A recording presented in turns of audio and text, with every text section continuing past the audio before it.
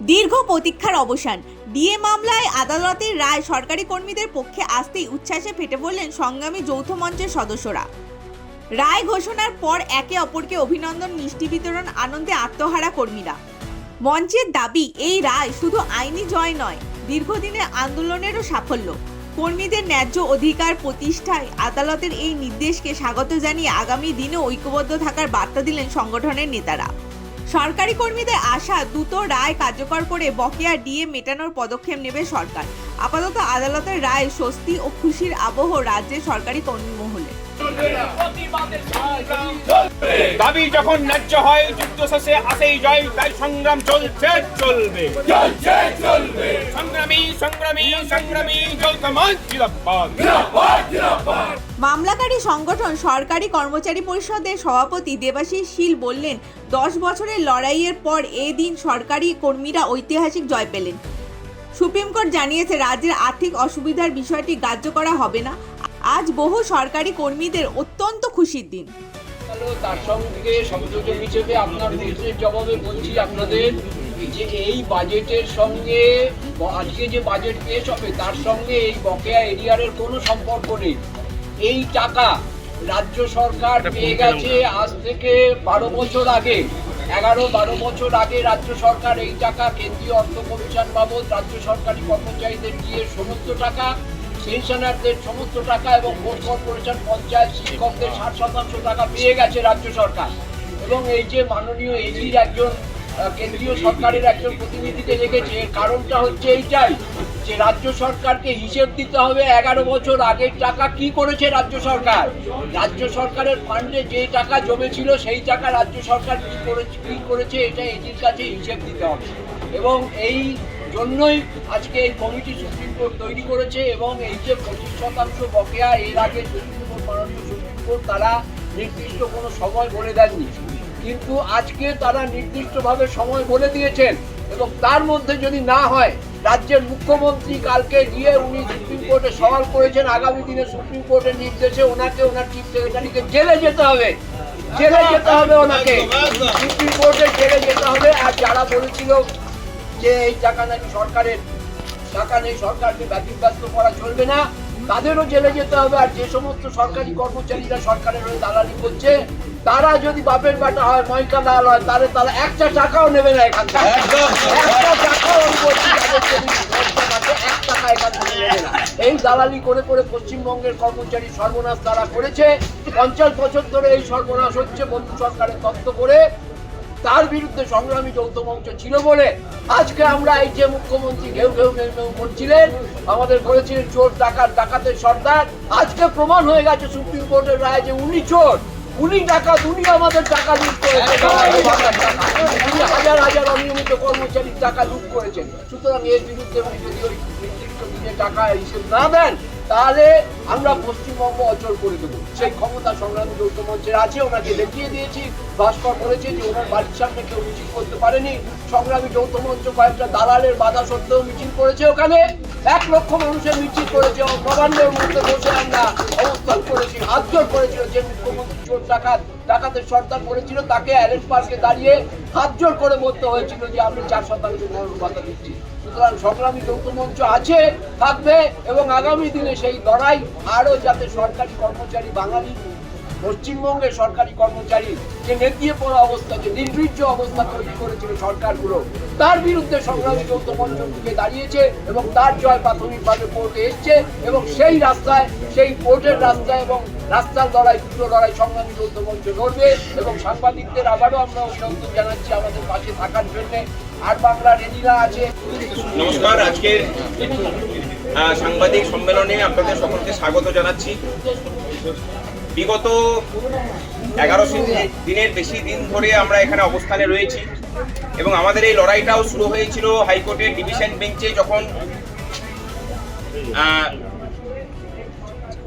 DA মামলার রায় আসে, তারপরই আমাদের পথ চলা শুরু হয়েছিল। এই পথ চলার মধ্যে দিয়ে এই মঞ্চের সূচনা হয় এবং দীর্ঘদিন থেকে আমরা অনশন থেকে শুরু করে সমস্ত কিছু আমরা করে গেছি। সরকার, দুর্ভাগ্যের বিষয় হলেও সত্য যে গণতান্ত্রিক ব্যবস্থাতে, গণতান্ত্রিক কোনো আন্দোলনকে তারা মূল্য আজ পর্যন্ত কোনোদিন দেননি, আমাদের ক্ষেত্রেও সেটা দেননি। আমাদের আন্দোলনের চাপে পড়ে 2019 থেকে 2022 পর্যন্ত ফ্রি হয়ে থাকা ডিএর চাকা কিছুটা ঘুরতে শুরু করেছিল, কিন্তু সেটা পুরোটা আদায় হয়নি।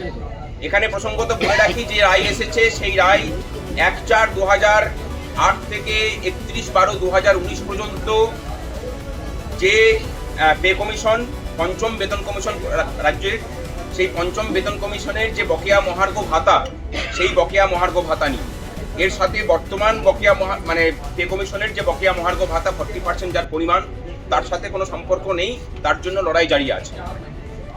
আজকে যে রায় এসেছে, আমরা প্রথমেই সমস্ত মামলাকারী সংগঠন যারা কর্মচারীদের পক্ষে লড়াই করেছেন, confederation of state government employees, তারপরে হচ্ছে যে কর্মচারী পরিষদ, ইউনিটি ফোরাম, তাদের সকলকে ধন্যবাদ জানাচ্ছি।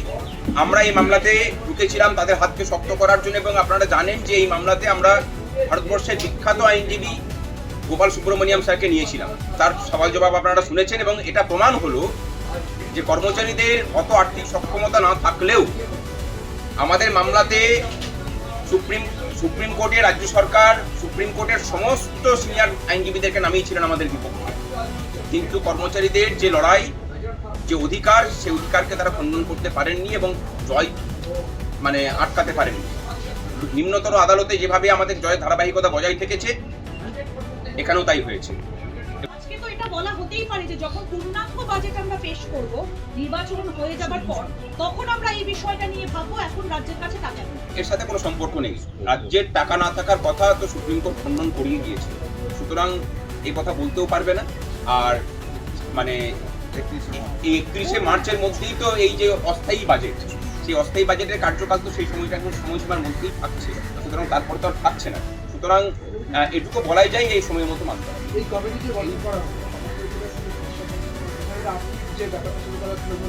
অবশ্যই সেখানে আমরাও রিপোর্ট পেশ করবো বলে আমরা আশা করি যে কমিটি আমাদেরকেও সুযোগ দেবে যে আমাদের বক্তব্য পেশ করার।